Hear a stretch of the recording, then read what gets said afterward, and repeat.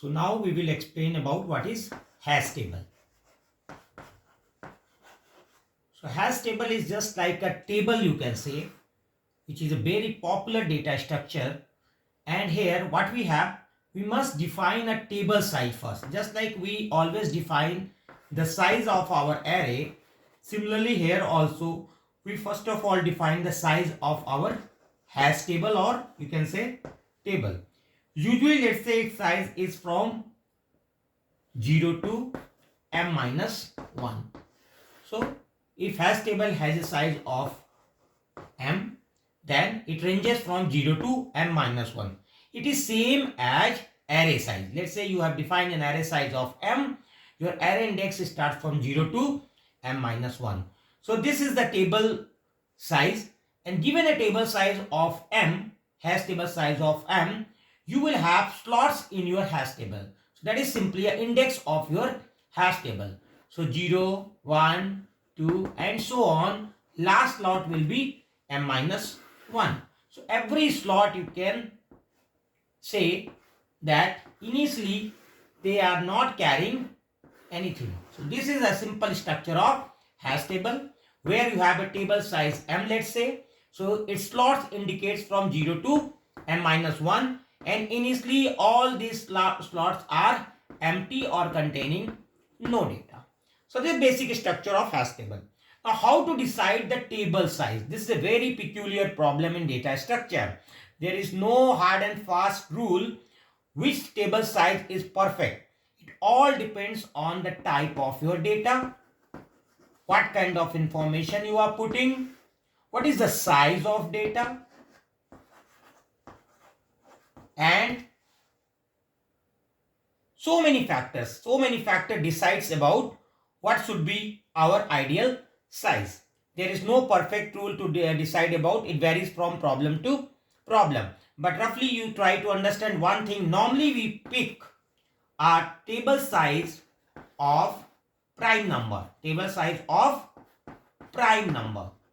and there's a logic why we pick basically a table size of prime number, just to avoid so many kind of problem. One of the problem, let's say, to avoid about clustering in collision during hashing.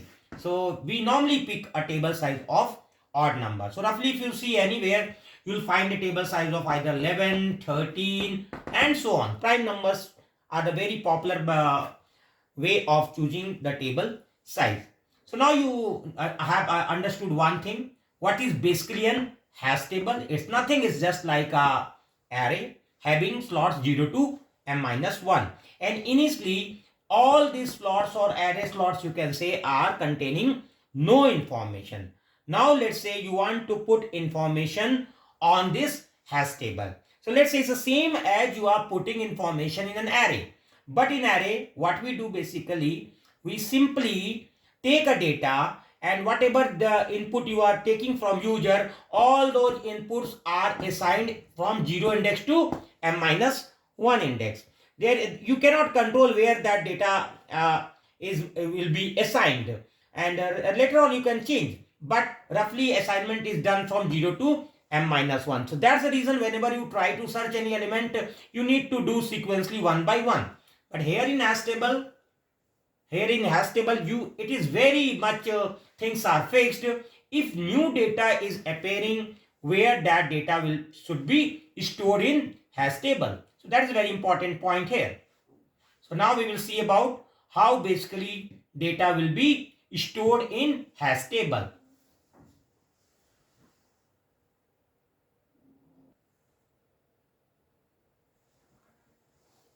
Now the mapping between these slots and the item that you want to keep in these slots is known as hash function. So what is hash function? Basically these functions are basically useful to map any item that you want to keep into this table to map with the particular slot.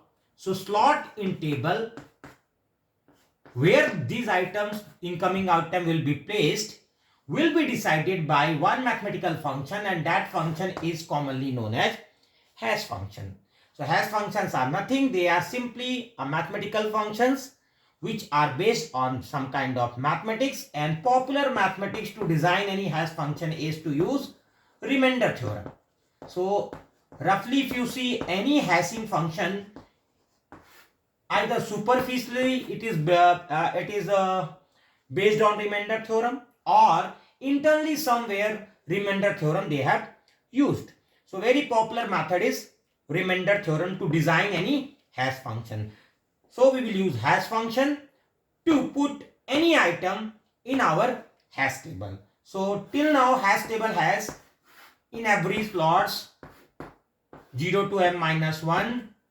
Let's say if you are implementing in Python and you are using a data structure, let's say internally list. So all these locations will be containing none. Now we will be using a hash function, and any incoming element which you want to place into these slots will be using some kind of hash function. So very simple hash function I have told you. This is our remainder theorem. So what remainder theorem states basically, let's say you want to put any item, or let's say we say it's a key that you want to put into particular slot anywhere between 0 to m minus 1. So let's assume I have taken a table size of, let's say, m equal to 11. So my slots will be ranging from 0 to 10. 0, 1, 2, 3, 4, 5, 6, 7, 8, 9, and at last my slot name will be 10, because my table size is 11. Right now we have no element. So whenever a new key is coming, I will be using, let's say, first kind of hash function. This is known as, which are designed based on remainder theorem. What it indicates, in order to find hash of any key, what you have to do, simply you take your key, find modulo and divide by m, that is our table size. Very simple hash function I am using here. Whenever new key is coming, I will take that item, I will find out modulo with my table size, and this will give you what, where this particular key will be placed in my hash table data structure. This is different from normal placing in array. In array, if a new element is coming, you never calculate any kind of mathematical function, you place into the available slots in contiguous allocation in memory. So this gives this hashing function gives advantage of putting as well as searching. Whenever you are trying to search, let's say, the same key element, you will again apply the same hash function and you will directly get one slot where this key is placed in my table. So without moving through slot by slot, from starting from 0 position to that position, you can instantly directly can reach to that position. This gives you a benefit of searching or finding any element in constant time. That is the meaning of why hash table is popular data structure, and how hashing is providing a constant time searching operation. Because during placing of element in hash table, you follow some kind of mathematics that is based on designing hash function, and that hash functions will be helpful during searching also, because you are searching the element based on the hash function, hash value, and that hash function will give again the same hash value which it has used during placing the element. So same hash value you will use to find and retrieve that element. So operation time is always constant in nature. So this is a very basic thing we have discussed, how basically we designed any key and table. Now we'll take, let's say, one simple examples where, let's say, values are, I'm taking one example, let's say.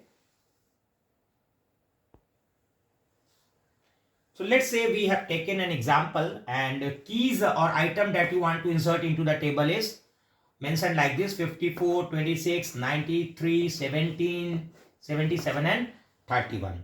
And how basically these keys will be placed into this hash table, which is initially empty or they are containing none of the value. We will simply use a hash function. And what hash function we have discussed till now? Remainder theorem. So what was that? I will take my key along with modulo of size, table size. So my key is 54. I will find out modulo with 11. So 54 modulo 11. How much remainder remains? 10. So that remainder theorem gives you the remainder, and that remainder we will be using as hash value to find out the slot where this 54 will be placed. So from here we got an idea. 54 will be entered into which slot? Hash value 10, and hash value 10 represents 10th slots. So 54 I will place here. Similarly for 26 modulo 11. What a remainder I will be getting? 4.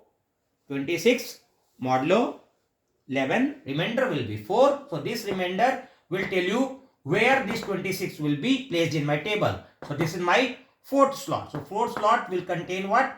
26. Similarly, 93 modulo 11, it will give you fifth slot. So 93 will be placed here. 17 modulo 11 will give you sixth slot. So 6 slots will contain 17. 77 modulo 11, you got remainder 0. So 77 is my 0th index element. From here you can feel the difference.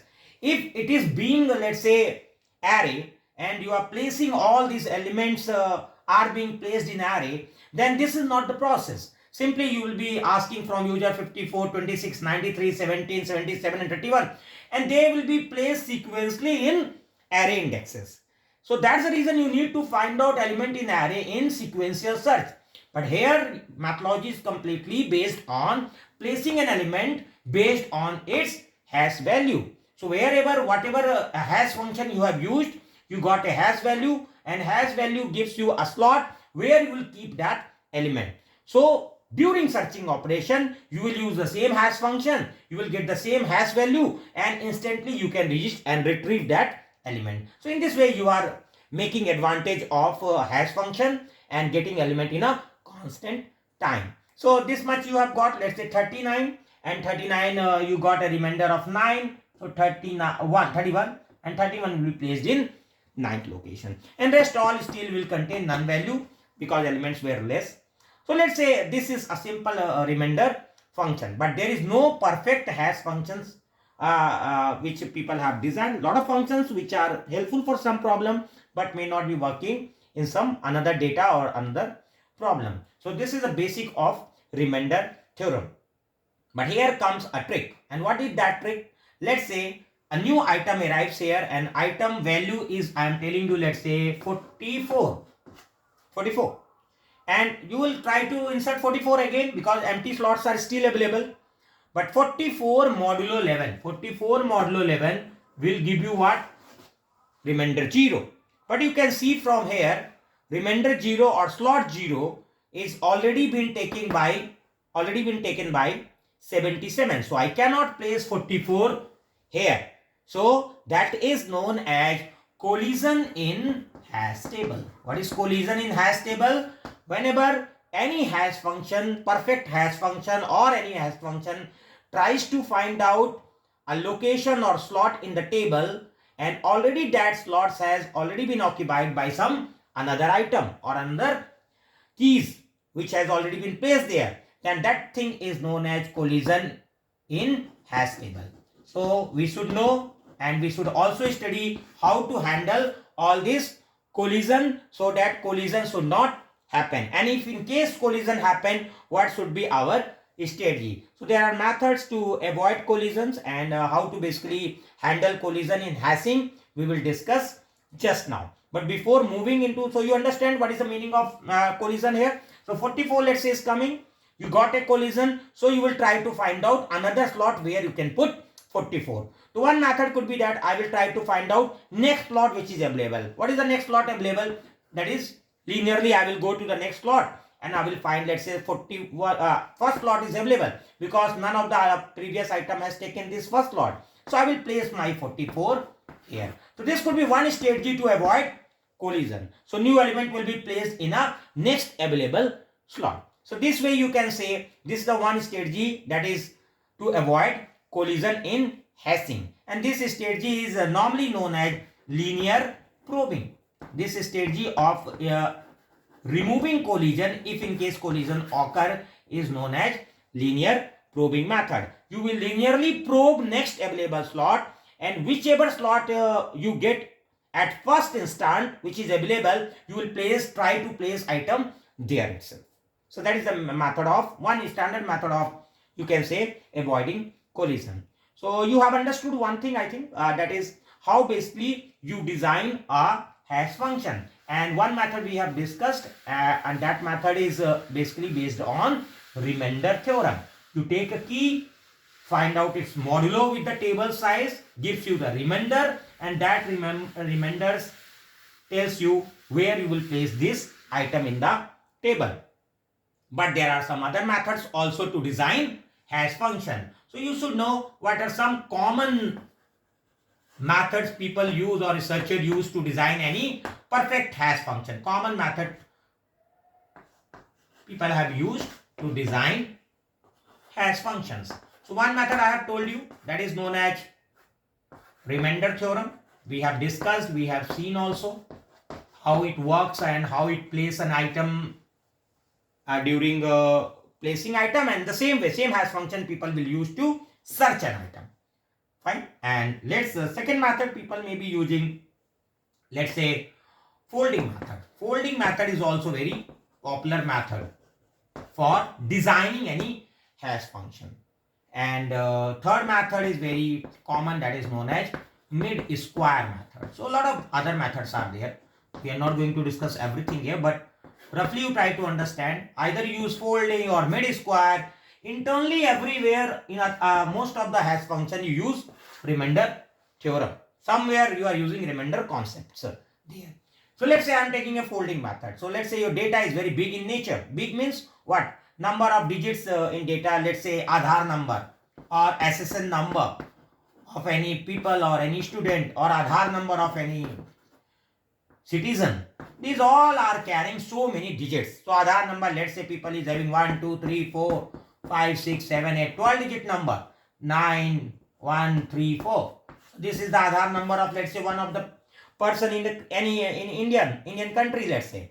So if you want to place and you want to search all these kind of things, table size is going to be big billions of size. So hash table is you cannot design in such way, otherwise again the problem of searching element and finding element will be not constant time. It is going to be non-linear nature or non-deterministic in nature. So thing is like this, you try to use some kind of hash function so that this can be placed in a standard size of table. This value, complete value of 12 digit, can be placed in a particular slots in a table, because this is the one value but containing a 12 digit, let's say.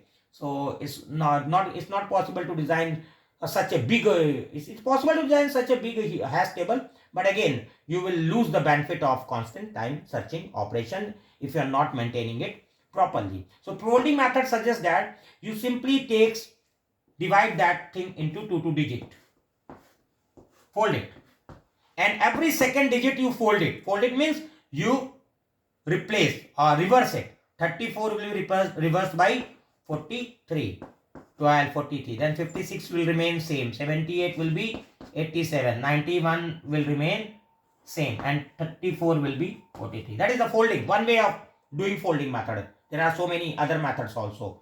One method is that do not fold it. Simply you divide it and add it. 12 plus 34 plus 56 plus 78 plus 91 plus 34. Whatever the integer number you are getting, that becomes your key. And now you divide that number with your modulo size m. And you place this particular value into that slot that you got. Another method states that in folding, you reverse it, just like I have done here. So now again, after reversing alternate digit, you add it. 12 plus 43 plus 56 plus 87 plus 91 plus 43. Let's say you got a value of, let's say, 210 somewhere. You divide it modulo along with table size. So 210 modulo 11. It will give you a particular slot where this value will be placed. So folding methods works well for some large integer containing data, or large number of data containing in a sequence. So somewhere people have designed hash function based on folding method also. Mid-square method is also one very popular method for designing your hash function. Here simply, let's say my number is something like 2, 3, 4. First of all, I will try to find out square of this. Okay, so let's say square is something like 1, 5, 6, 9, 3, 4, something. I may not be correct in this answer. But 234, you got a square, and once you got a square, you try to pick up mid values. So let's say I have made a strategy like picking only second and third value as a mid value. Okay, so these two mid value you have taken, and then according to this, you divide it with size m, and you got a slot. So mid square.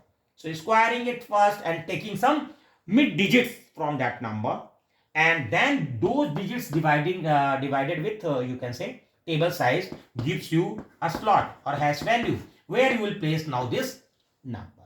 So this kind of methods are available that normally people use to design any hash function, but you try to understand one thing: every hash functions internally it is, you can see, using remainder theorem. So this is all about different kind of hash function that people can use. We'll come back to our problem of how basically I can avoid my collisions. So you have seen what is the meaning of collision. Whenever a new item is coming, trying to push into a particular same place, already item is available, then you cannot place that item on the same slot. Then that is known as collision. So you will try to avoid that. So first method I have told you, collision, how to handle collision in hashing. If you remember, I have told you what was that method? That was linear probing. You will look for another slot, nearest slot, and you will try to place your item there itself. Linear probing. Another method is that you can use quadratic probing. Quadratic probing. I will come to this point also. And the third method is very popular, that is known as rehashing. You will do rehashing. I will discuss this thing also. And sometimes you will use chaining method also. Chaining is using linked list. Chaining method. These are the four popular method of how to handle collision if any new item appears and already item is available in that slot. So how to find out next available slot value in my hash table, where we can easily put our new item which is trying to get a slot in hash table. So this very popular method is linear probing, but it has a lot of drawback. One of the very common drawback of linear probing is clustering. What is I'm telling you? The clustering of data is very common problem in basically in linear probing. So let's take the same example and see how basically clustering happens in linear probing. So last, if you see the example, 77 was already there in slots, and rest all data is same, 0 to 10, let's say. Okay, so 77 was placed in first slot, and next item that appears was 44. It came, I got a collision. So what I have done? I have done linear probing and placed that item in next available slot, 44. Let's say another item is appearing again, and let's say another item is 55. So 55 modulo 11, again it will give you slot 0. It will find that already slot 0 is available. It cannot place here. It will go for linear probing to next slot. Again it finds slot is fixed, taken by someone else. Then it will look for another slot. So it will place 55 in second slots. In the same way, let's say another number is coming 66, and 66 will also try to place here, because 66 modulo 11 is again 0. It will find next one, it will find next one, still not occupied, and then at this place, let's say, available. So in this way you can understand if data nature of the element or keys which are coming to get a slot, and I am using a linear probing method. Linear probing suggests you to find out next available slots. Then every time most of the data is trying, let's say, to get only 0th slot. If 0th slot is not available, I am placing that into next available first slot. If it is not available, then I am placing into second slot. If it is not available, I am placing in next third slot. Linearly I am placing. Then even most of the spaces, let's say table size is of 20 is there. Most of the spaces may be available empty, but number of hitting, number of collisions are increasing in nature because data nature is clustered. It is clustering only around 0. Every remainder is giving clustering around 0, and I have adopted a technique of linear probing which is placing data into the next adjacent available slot, and that creates a cluster here. Even if space is available in the other parts of the table, other slots of the table, but data is clustered at one end of the table. So that is the drawback of linear probing. Space is available in the table, but still collisions are appearing and number of probes is going to be increased. Let's say I want to try to find out 55. This is the placing, and next time I try to search it whether 55 is here or not. Then in that case, I will go to first 0 because 55 modulo 11 give you 0. I found element is not there. I will keep on searching next. I will keep on searching that. So at least how many probe I require? 3 probe. First probe I did not get. Second probe I did not get. Third probe I get 55. And although space is available, but I did not place 55 there because I adopted a strategy of linear placing. So let's say a space is available. I am not placing here 55. Use some other method. Then I may be getting that element 55 in searching in less number of probe. So this method may not be working good because of clustering. So we will go into the another method where data, if collisions are there, it should not be placed adjacent, should not form any cluster. Then we will modify this linear probing method. So to modify this linear probing, people have suggested, let's say, you use quadratic probing. You use quadratic probing. So quadratic probing tells you to move one step in a quadratic way, not linearly. So let's say you got a position. So new position, you can say reposition. You will find out. How basically you find out? You basically, I will just write down here. In linear probing, you find out positions, current position plus I modulo M. Current, this is current position, is give you new reposition where you will place the value or you will search the value. So current position is normally we write like U. So U is nothing, it's basically a U plus I modulo M. This gives you a new reposition where you find out. So let's say I got my U at 0, 44 modulo 11. I got my first U. U is my current position. Now I will put I value. U plus I. I will try to find out which position. 0 plus 1 modulo 11. First position. If it is available, I will put my element. So this is the method of linear probing. So formula is U plus I modulo M, where I starts from 1 to, let's say, M minus 1. You will keep on searching. If I first place is not available, you will do what? That is, you become now 1 plus, that is second 2. So you will try to find out third position, second position. Then in this way you will try to find out by increasing value of I. Initially you use 0, then you added 1 position will set, then you added 2 second position. So in that way you will get repositions for placing or searching element. But if the method is this method is giving you clustering problem. So space is available, but data is concentrated on one end of the table only. So to try to avoid that, we will go for quadratic. So what quadratic states? Not to place element in next slot. You better place element in I square slot. Okay. So let's say my U value was 0. So 0 plus I square, I starts from 1. So that is U. Again I will check for first slot. But next time I will not check for my second slot, because here once I become 2, it will be 2 square. So I will try to check with 0 plus what? 4. So fourth location I will check whether it is available or not. And in the next time I will apply I equal to 3. So 3 is square.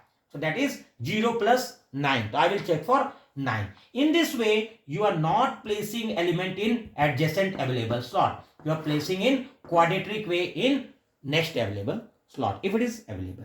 So quadratic probing formula is U plus I square modulo M. And you always remember one thing, I will start from 1 to, I will keep on adding till the time slot is available or not available till m minus 1.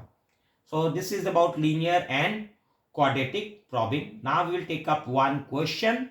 We will try to solve that questions with these two different methods, and we will check how many number of props are there, how many total number of props. This question can be asked you.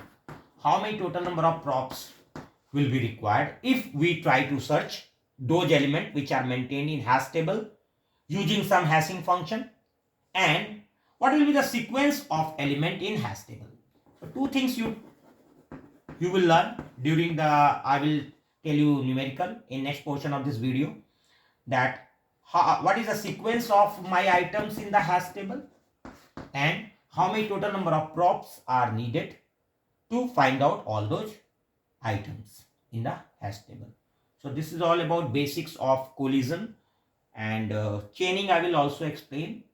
But before going to chaining, we will first take up 1-2 questions to learn the things in a much more clear way, you can say.